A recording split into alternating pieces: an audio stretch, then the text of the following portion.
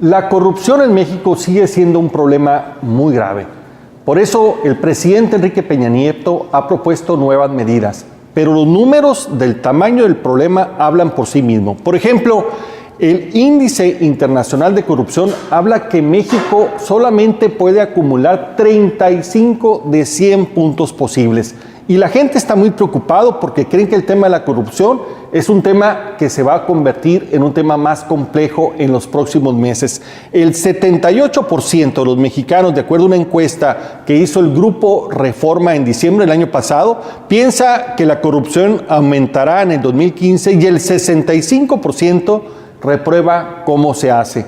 Para poder atender esta situación, el presidente Peña Nieto nombró a un nuevo secretario de la Función Pública, Virgilio Andrade, que si bien tiene calificaciones académicas, mucho se les vincula con esta cercanía que tiene con el secretario de Hacienda y además que es difícil que el secretario subordinado del presidente pueda atender la instrucción de revisar el tema de las propiedades de su esposa, del secretario de Hacienda y del propio presidente. Sin embargo, anunció medidas ejecutivas que hay que valorar y reconocer en materia de conflicto de intereses. El tema de la corrupción es un tema que se está poniendo de moda y que está siendo un tema de hartazgo por los mexicanos. Por eso lo vamos a tratar en su programa Los Opinadores.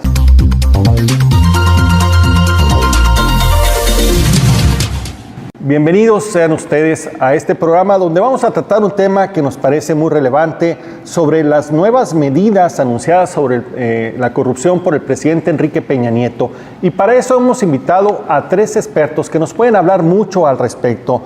Quiero agradecer la presencia de Óscar Cerrato, empresario y promotor de diferentes causas, entre ellas los derechos de la familia. Óscar, bienvenido. Muchas gracias por invitarme, un placer estar contigo. Encantado de tenerte aquí con nosotros. También tenemos al doctor Víctor Peña, académico investigador del Colegio de Sonora. Víctor, muchas gracias. No, al contrario, muchas gracias.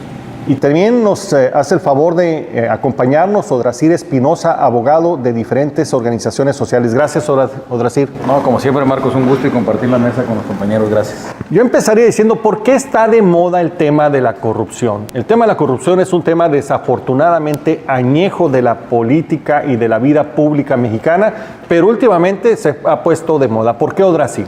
Yo creo que desafortunadamente la corrupción se ha convertido en el tema público más recurrente, pero porque se ha exhibido lo que nuestros gobernantes están haciendo, ¿no? Desafortunadamente y afortunadamente que la existencia de mecanismos como por ejemplo el derecho al acceso a la información y la gente los está empezando a utilizar, pues nos da como consecuencia que la gente empiece a tener mayores insumos y mayor posibilidad de conocer qué hace el gobernante, qué hace el servidor público, y pues obviamente lo que ha traído como resultado es que ha exhibido en gran medida estas prácticas de corrupción, o se presupone por la sociedad el hecho de que nuestros gobernantes pues llegan al poder precisamente para aprovecharse de ello, ¿no? También así que pues como dice Transparencia Internacional, que pues que la corrupción es precisamente el abuso del poder para el beneficio personal. Entonces la gente dice, bueno, llegan esos gobernantes con ese objetivo. Entonces la posibilidad que tiene ahora de que exista más flujo de información,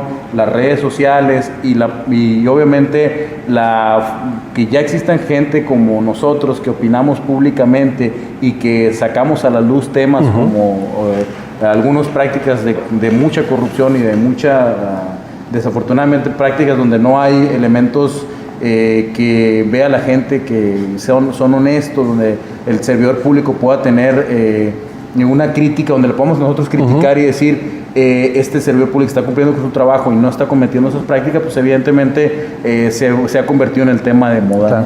Por otro lado, Óscar, me da la impresión que también el ciudadano ya despertó, ya se animó. Ahora no le da pena ni le da temor el poder duramente criticar estos actos evidentes de corrupción. Bueno, yo creo que el ciudadano de este siglo ha cambiado por varias razones.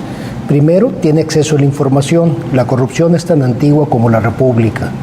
Lo que hoy tenemos es la posibilidad de que un ciudadano, desde su celular, desde su casa, se vuelva un periodista, y el monopolio de información que antes tenían los periodistas y los medios ya no existe. La información corre de una forma más veloz y además ahora corre de una forma libre. Antes el gobernante iba y negociaba con el dueño del periódico, con el dueño del medio, y no se sabían los escándalos. La otra parte que tenemos sí que agradecer en el desarrollo democrático del país, las consecuencias de hablar en este país no son las que eran hace 40 años o 50 años. Por lo que hoy un ciudadano habla libremente, hace 30 años lo hubieran desaparecido.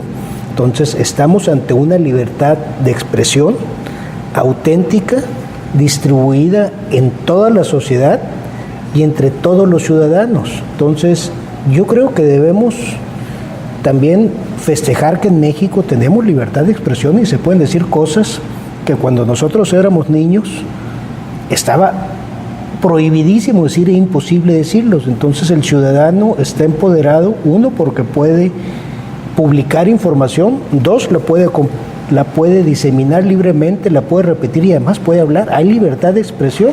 Y la otra parte, hay un hartazgo. Hay un hartazgo porque el usufructo de los recursos públicos para beneficio privado de una élite pequeña, pues es una injuria grave al resto de los conciudadanos. Es terrible que eso suceda. Y eso es un hartazgo, o sea, y el tema de valores, quienes creemos o nos gustaría tener una mejor sociedad, pues ya cuando nuestros hijos nos preguntan, ¿no?, ¿por qué fulanito de tal cambia de carro todos los años y tú cambias de carro cada caída de casa? Y le dices, oye, ¿en qué trabaja? No, pues es que su papá es diputado. Ah, bueno, deja explicarte, ¿no?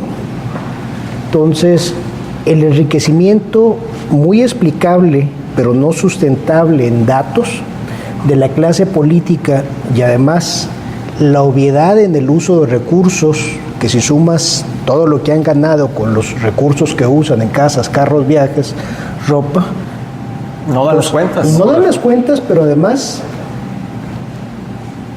al ser una clase narcisista que publica en sus redes sociales todos sus excesos, pues están picándole el ojo a la sociedad, decir, oye, no solamente te robo, me burlo de ti. No solamente es hartazgo, Oscar, también hay un cinismo tremendo de parte de los políticos que exhiben sus riquezas y las presumen frente a los ojos de los demás. Exhiben sus riquezas y a veces sus miserias, ¿no? Junto con ellas, ¿no? Sí. Ahora, Víctor, por otro lado, como que hemos avanzado mucho desde el punto de vista legal, de construcción de estos derechos a la información, en materia de transparencia, el acceso a la información pública, lo cual nos da un marco de referencia muy diferente, pero todavía no sucede nada, pues, o sea, la impunidad sigue reinando todos estos procesos. Claro, lo que pasa es que, y esto es algo así como parte de nuestra cultura latinoamericana, somos muy legalistas, pensamos que si tenemos un problema, la solución está detrás de una reforma legal, ¿no? Y si es un gran problema, está detrás de una reforma constitucional. Y la verdad es que no es así, es decir, no solamente es la regla formal, sino precisamente toda la serie de arreglos informales que existen entre los actores, los que hacen que funcione o no funcione lo que está escrito en la Constitución, ¿no? Yo lo vería un poquito más desde esa parte, ¿no? Es decir, hay una pluralidad de actores y a través de las redes sociales se distribuye más fácilmente la información. Quizás un matiz que yo identificaría ahí es que no veo yo un entramado legal, por lo que comentas, digamos que pueda asegurar demasiadas cosas, ¿no? Es decir, nosotros aquí, digamos, en este momento podemos hablar libremente, pero no es algo que representa, me parece, ni la realidad ni de Sonora ni del país. Es decir, la actividad periodística es gravemente señalada como un problema mexicano. Está cooptado, está ¿no? cooptado. Los tuiteros, ha habido, Tamaulipas es digamos, el gran caso en donde personas no dedicadas profesionalmente a tener esta actividad periodística ha sido privado incluso de su vida. Ahí sí sirven las leyes, ¿no? Se les inventan cargos y se les procesa inmediatamente. Y no se les protege además, es decir, o no se les protege y el aparato estatal es tremendamente cansado. Es decir, yo creo que hay algunas excepciones que han dado la posibilidad de que se realice una investigación más rápido, como en el caso de la Casa Blanca del presidente.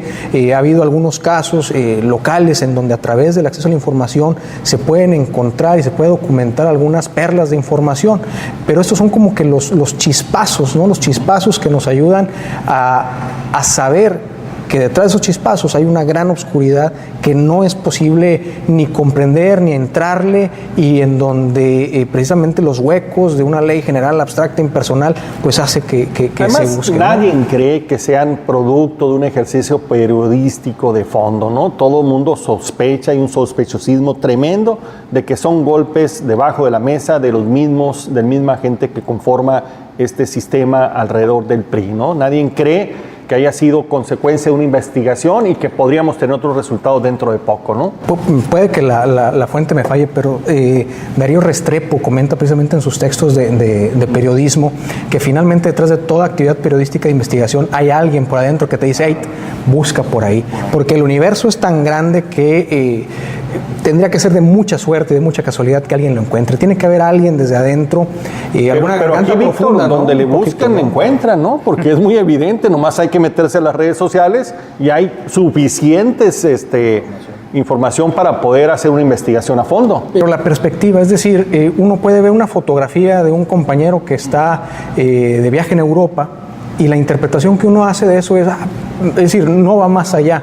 Pero si alguien te dice, oye, ¿te has puesto a pensar que ese viaje cuesta tal, o que fue con estas personas, o lo hizo en ese tiempo? Esa perspectiva del cercano a quienes ejercen el poder es lo que cambia todo precisamente la interpretación. Uno pudiera haber visto la Casa Blanca y pasar por ella y no atar todos los cabos ni darle la dimensión. No, de hecho, hasta que apareció en una revista, ¿no? Y en ese tiempo nadie se percató de lo que significaba hasta que nos dieron los datos de dónde provenía, ¿no? Y yo creo que pudiéramos no irnos ni siquiera tan lejos. Si uno va, no sé, aquí a la colonia Pitic, por ejemplo, uno ve cómo cada 3 casas hay una casa que se está reconstruyendo y remodelando. Oye, ahí tenemos muy cerquita de nosotros, digámoslo así, casas blancas. Y tenemos la misma normatividad, tenemos el mismo derecho de acceso a la información. Pero ¿por qué no sucede algo como lo que se ha estado viendo? Eso también hay que decirlo. social, ¿no? Es cierto que solamente estos fenómenos y escándalos son privativos de un solo actor político o de un nivel de gobierno. Desafortunadamente está más generalizado de lo que nos gustaría que existiera en este país. Estamos hablando sobre el tema de la corrupción, las medidas que acaba de anunciar el presidente Peña Nieto. Vamos a regresar un momento más con ustedes.